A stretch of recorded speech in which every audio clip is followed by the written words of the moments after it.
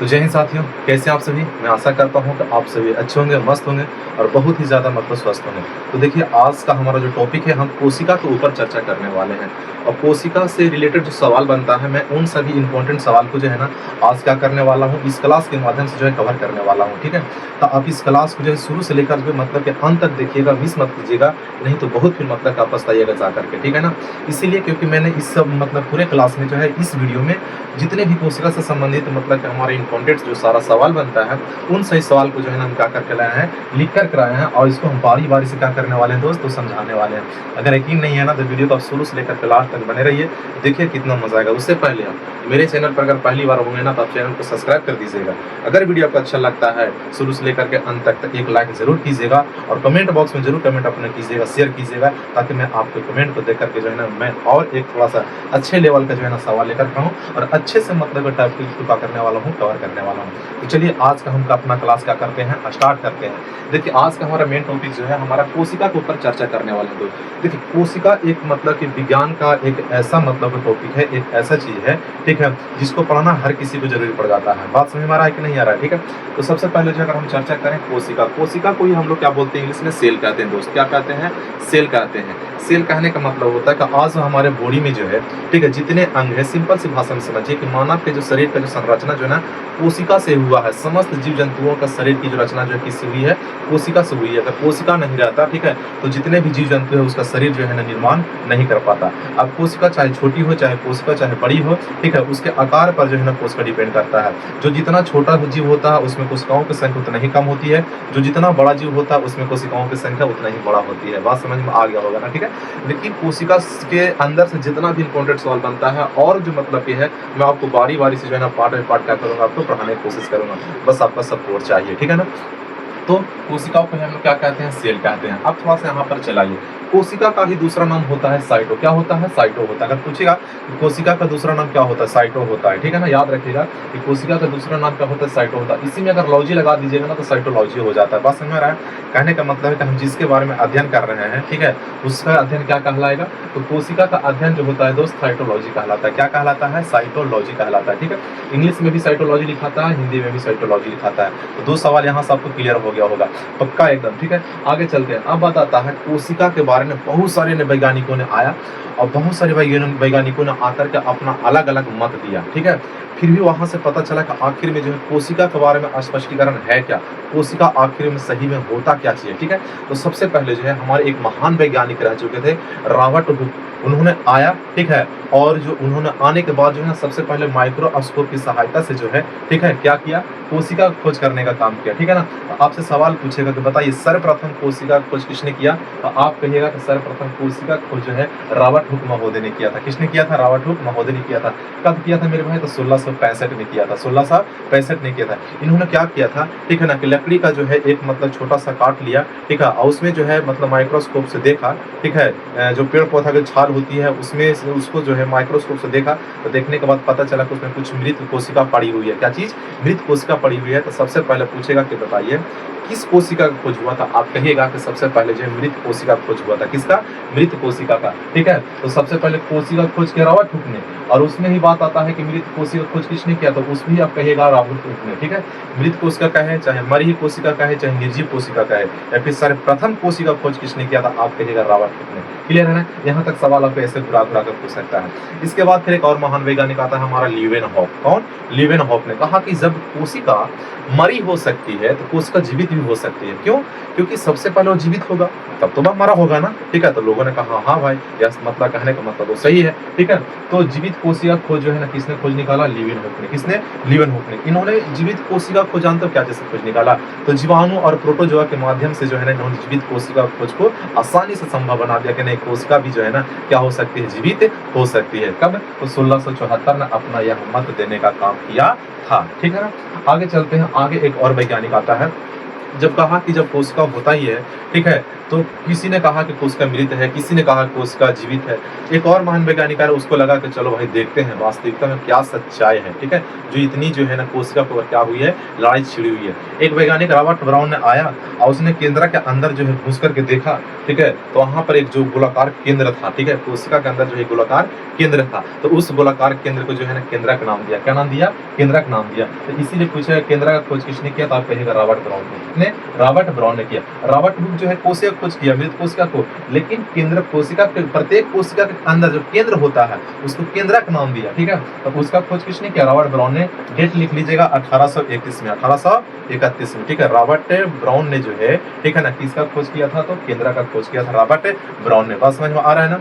आगे बतलाता है कि सिद्धांत, ठीक है, इसके बारे में जो है सिद्धांत में जो है ना हम इसको और अच्छे से जब पढ़ावेंगे तो आपको समझ में आएगा, ठीक है? जब तक इतना याद रखिएगा कोशिका सिद्धांत का प्रतिपादन किसने किया? तो आप कहिएगा स्लाइडन एवं सवान ने। स्लाइडन प्लस सवान कहने का मतलब है दोनों वैज्ञानिकों का मत जो है मिलता जुलता था। अब जब बात आ ही गया है तो थोड़ा सा सुन लीजिए। सिद्धांत इसका क्या था? स्लाइडन का सिद्धांत था कि प्रत्येक जीव मतलब कि प्रत्येक जीव जंतु का शरीर जो है किसका बना होता है? कोशिकाओं का बना होता है। स्लाइडन ने कहा था कि प्रत्येक जीव जंतु का शरीर जो है कोशिका का बना होता है। कहा कि ठीक है भाई। उसके बाद जो है मतलब कि स्लाइडन आया, फिर स्लाइडन के बाद जो है सवान है, इसने कहा कि जितने भी मतलब कि पेड़ पौधे हैं, ठीक है, जितने भी पेड़ पौधे हैं सभी का शरीर जो है कोशिका का बना होता है। किसका बना होता है? कोशिका का बना होता है। सिंपल सी भाषा में आप समझिए कि पेड़ पौधा भी जीवित है, मानव का शरीर भी जीवित है। इसका मतलब जो है कि दोनों का शरीर क्या चीज है? जीवित है। तो दोनों में जो है कोशिका कहीं ना कहीं पर क्या चीज होता है? मिलता जुलता होता है। इसीलिए दोनों का सिद्धांत सेम था, एक ही था, ठीक है? तो सिद्धांत का प्रतिपादन जो है स्लाइडन और सवान ने, एक ने 1839 में मत दिया और एक ने 1838 में दिया और एक ने 1839 में मत दिया, ठीक है ना? स्लाइडन 1838 में आया, सवान जो 1839 में आया, ठीक है? आगे बतलाता है, ठीक है, कि अब यहाँ से जो है देखेंगे हम कि छोटी कोशिका का जो है ना मानव के शरीर में जो अगर पूछेगा कि बताइए या फिर पूरे संसार में जो है पूछेगा आपसे कि सबसे छोटी कोशिका कौन है, तो आप कहिएगा माइकोप्लाज्मा। कौन है? माइकोप्लाज्मा है, ठीक है ना? आपको इतना याद रखना है कि छोटी कोशिका कौन है, तो आप कहिएगा माइकोप्लाज्मा। इसका पूरा नाम होता है माइकोप्लाज्मा गैलेसेपेटिमा होता है। क्या होता है? माइकोप्लाज्मा जो है गैलेसेपेटिमा होता है, ठीक है ना? अगर पूछेगा आपसे बताइए सबसे बड़ी कोशिका, ठीक है ना, आपसे बड़ी कोशिका पूछेगा और ओवरऑल और संसार की, यहाँ से फिर से समझिए, संसार की सबसे छोटी कोशिका तो आप कहिएगा माइकोप्लाज्मा गैलेसेपेटिमा होता है। संसार के सबसे बड़ी कोशिका कहेगा तो आप कहेगा अस्टिच का अंडा। अच्छा, अस्टिच समझते हैं, एक पक्षी है। अस्टिच को ही हम लोग कहते हैं शुतुरमुर्ग। क्या बोलते हैं? शुतुरमुर्ग कहते हैं, ठीक है ना? तो संसार की सबसे बड़ी कोशिका जो होती है अस्टिच का अंडा का होता है, ठीक है ना? उसके बाद जो है, ठीक है, अगर आपसे पूछेगा कि बताइए, ठीक है, कि कोशिका का जो है पावर हाउस हम किसे कहते हैं, ठीक है, कोशिका का पावर हाउस, तो आप कहिएगा कोशिका का पावर हाउस कहने का मतलब कोशिका का ऊर्जा गृह। कोशिका का ऊर्जा गृह। ये कोशिका का ऊर्जा गृह का मतलब क्या होता है कि जब शरीर की जब कोशिकाएं जब थक जाती है, जब उसके पास एनर्जी नहीं रहता है, ठीक है, तो माइटोकॉन्ड्रिया क्या करता है? ऊर्जा देने का काम करता है, ठीक है ना? मतलब कि ऊर्जा को ग्रहण करने का काम करता है, ठीक है? इसीलिए जो है हम लोग क्या कहते हैं कोशिका का पावर हाउस जो किसको कहते हैं? माइटोकॉन्ड्रिया का। ये अगर एब्सेंट रहेगा, माइटोकॉन्ड्रिया अगर नहीं रहेगी तो हमारे शरीर में जो है ना कोई ऊर्जा मिल नहीं सकता है। इसीलिए माइटोकॉन्ड्रिया का होना जरूरी हो जाता है, ठीक है? तो पावर हाउस ऑफ सेल इसी को कहा जाता है, ठीक है, माइटोकॉन्ड्रिया को। अगर आप इससे पूछेगा कि बताइए प्रोटीन का निर्माण जो है कौन करता है हमारे शरीर में, तो कहिएगा कोशिका, सॉरी राइबोसोम। कौन? राइबोसोम करता है। प्रत्येक जो हमारे शरीर में जो कोशिका है, ठीक है, हमारे शरीर में जो कोशिका है उन कोशिकाओं के अंदर जो हमारा राइबोसोम पड़ा हुआ है वो क्या है उसका काम? तो उसका काम है प्रोटीन का निर्माण करना। क्या चीज? प्रोटीन का निर्माण करना। इसीलिए जो है प्रोटीन का निर्माण कहेगा कि राइबोसोम। किसने किया? सॉरी, प्रोटीन का निर्माण कौन करता है? राइबोसोम। कौन करता है? राइबोसोम करता है, ठीक है? अब चलाते हैं थोड़ा सा हम इधर। अब हम चर्चा करेंगे मानव में, ठीक है, कि मानव में जो है छोटी कौन होती है, बड़ी कौन होती है, लंबी कौन होती है, ठीक है ना, और कौन क्या क्या होता है नहीं होता है, हम उसके बारे में चर्चा करेंगे। सिंपल है, ठीक है ना? देखिए, अगर पूछेगा कि मानव में बताइए सबसे छोटी कोशिका कौन होती है, ठीक है, मानव के शरीर में जो है सबसे छोटी कोशिका जो होती है किसका होता है? तो आप कहिएगा शुक्राणु का। किसका? शुक्राणु का, जिसे हम लोग स्पर्म भी बोलते हैं। क्या बोलते हैं दोस्त? स्पर्म भी कहते हैं, ठीक है ना? फिर से समझिए, मानव में अगर सबसे छोटी कोशिका कहेगा तो आप कहिएगा शुक्राणु। क्या बोलिएगा? शुक्राणु का, जिसको हम लोग स्पर्म कहते हैं, ठीक है ना? क्या बोलते हैं हम इसको? शुक्राणु। और इसी को इंग्लिश में क्या कहते हैं? स्पर्म करते हैं। और स्पर्म जो है, ठीक है, मतलब कि पुरुष का भाग है। किसका है? पुरुष का भाग। पुरुषों में निर्माण होता है। स्पर्म मतलब के शुक्राणु, ठीक है ना। आगे समझिए, अगर इसी यही पूछेगा कि मानव में सबसे बड़ी कोशिका किसकी होती है, तो अंडाणु का होता है, जो महिलाओं का भाग है, ठीक है ना। और महिलाओं में जो है अंडाणु कितना जोड़ा होता है, तो आप कहिएगा कि महिलाओं में जो अंडाणु एक जोड़ा होता है, जोड़े के रूप में होता है, ठीक है ना। तो सबसे बड़ी कोशिका किसका होता है, अंडाणु का होता है। कितना जोड़ा होता है, तो एक जोड़ा कहने का मतलब दो, एक बायां साइड और एक दायां साइड होता है, ठीक है ना। बात समझ में आ गया ना। आगे पूछेगा कि मानव में बताइए सबसे लंबी कोशिका, ठीक है, मानव में सबसे लंबी कोशिका किसका होता है, तो आप कहिएगा न्यूरॉन का, ठीक है। इसी को बोलते हैं स्नायु कोशिका, क्या कहते हैं, इसी को स्नायु कोशिका कहते हैं, इसको लिख लीजिएगा, ठीक है ना। इसी को हम दूसरा नाम कहते हैं स्नायु कोशिका, क्या बोलते हैं दोस्त, स्नायु जो है कोशिका कहते हैं। चलो सेल लिख देते हैं, स्नायु सेल, ठीक है ना, स्नायु कोशिका कहते हैं, ठीक है। इतना आपको याद होना चाहिए। बात समझ में आ गया ना।